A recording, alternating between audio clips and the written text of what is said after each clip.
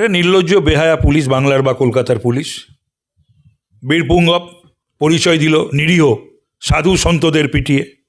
এদের শয়তান পেটানোর, গ্রেপ্তার করা এদের ক্ষমতা নেই। তার কারণ হচ্ছে এরা ভালো পোস্টিংয়ের জন্যে বা ভালো জায়গার জন্যে বা প্রমোশনের জন্য হয়তো দেখাতে হলো, কালকে দেখো আমরা কিরকম সাধু সন্তদের পিটলাম, হয়তো সেই ফুটেজগুলো সেগুলো হয়তো পাঠাবে যাদের পাঠানোর। তবে এর পরিণাম কিন্তু ভয়ঙ্কর। সাধু সন্তদের গায়ে হাত দেওয়া যারা দিয়েছে বা যাদের নির্দেশে দিয়েছে, তারা কিন্তু ওপরওয়ালার মার তাদের জন্য তোলা রইল। না না, সেটা আবার কি মমতাকে খুশি করতে, তৃণমূলীদের খুশি করতে এরা বলার অপেক্ষা রাখি নাকি? এদের মুরদ নেই এই শাহজাহান, শওকত, জাহাঙ্গীর, কেষ্টমণ্ডল, এই জাতীয় আর কত নাম বলবো, এদের শায়েস্তা করার। এরা এদের পরিবার, মা এবং স্ত্রী তুলে যখন গালাগাল দেয় তাদেরই পাহারা দিচ্ছে, আর পাহারার বহর বেড়েছে। এরা 56 দিন লুকিয়ে রাখে ওই শেখ শাহজাহানকে, জলদস্যু। সিপিএমের আমলেও দস্যুগিরি করেছে, এখন তৃণমূলের আমলেও দস্যুগিরি করছে। আবার মমতা ব্যানার্জি বিধানসভায় দাঁড়িয়ে বলে যে ইডি শেখ শাহজাহানকে টার্গেট করেছে।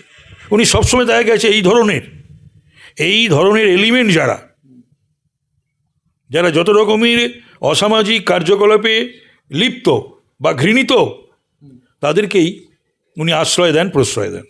নাড়িয়ে দিয়েছে তো আমাদের এপার বাংলায় তো হরগোবিন্দ দাস হয়েছে, চন্দন দাস হয়েছে, ওপার বাংলায় তো দীপু দাস হয়েছে, একই। সেটাই তো নিয়ে আমরা ভাবিত, আমরা চিন্তিত। এবং বাংলার মানুষকে, পশ্চিমবাংলার মানুষকে, সর্বস্তরের মানুষকে এই সবের হাত থেকে বাঁচতে হলে তাদের সিদ্ধান্ত নিতে হবে।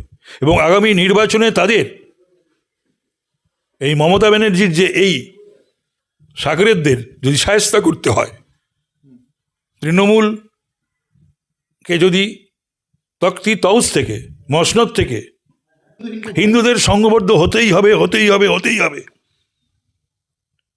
না হলে ভয়ঙ্কর পরিস্থিতির সৃষ্টি করতে চলেছে এরা।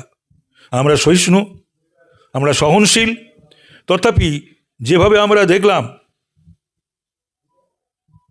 হত্যা করা হলো হরগোবিন্দ দাসকে এবং চন্দন দাসকে, তারা সিপিএম করতে পারে, তারা বাঙালি, তারা হিন্দু। সিপিএম করাটা কোনো অপরাধ নাকি?